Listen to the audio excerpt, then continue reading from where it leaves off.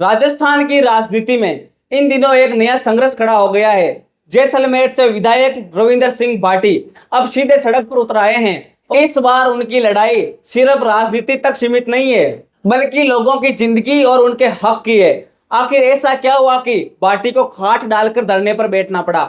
आइए आसान भाषा में पूरी कहानी समझते हैं। मामला है जैसलमेर के बिनासपुरा इलाके का, जहां सोमवार देर रात एक दर्दनाक सड़क हादसा हुआ।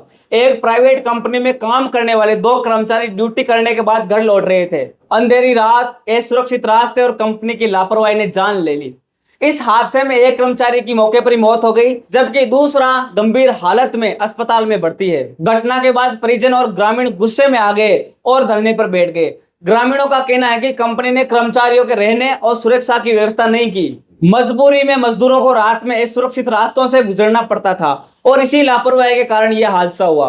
ग्रामीणों की क्या मांगे हैं? मृतक परिवार को मुआवजा मिले, घायल कर्मचारी का पूरा इलाज कंपनी उठाए और भविष्य में सुरक्षा के ठोस इंतजाम हो। इस बीच शिव विधायक रविंद्र सिंह भाटी मौके पर पहुंचे। उन्होंने परिजनों और ग्रामीणों के साथ बैठकर कहा कि यह सिर्फ एक परिवार की नहीं, बल्कि पूरे क्षेत्र की लड़ाई है। भाटी खुद खाट डालकर धरने पर बैठ गए और रात भर वहीं रुके। उन्होंने कहा कि जब तक परिवार और ग्रामीण संतुष्ट नहीं होंगे तब तक धरना जारी रहेगा। वार्ता भी हुई, पर भाटी ने साफ कहा कि निर्णय परिवार की सहमति से ही स्वीकार होगा। भाटी का कहना है कि अगर मांगे पूरी नहीं हुई तो आंदोलन और बड़ा होगा, चाहे सब डिवीजन ऑफिस हो, चाहे कलेक्टर ऑफिस हो, या फिर यह मामला जयपुर तक क्यों ना ले जाना पड़े, आवाज उठेगी। उनका साफ संदेश है कि अब यह सिर्फ न्याय की लड़ाई नहीं, बल्कि कर्मचारियों की सुरक्षा और हक की लड़ाई है।